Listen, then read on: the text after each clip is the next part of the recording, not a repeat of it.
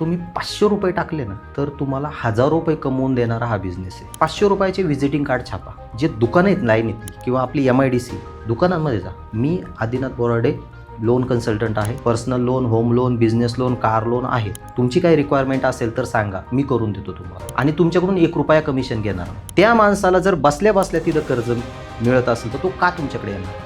पैसा आज कुणाला नकोय.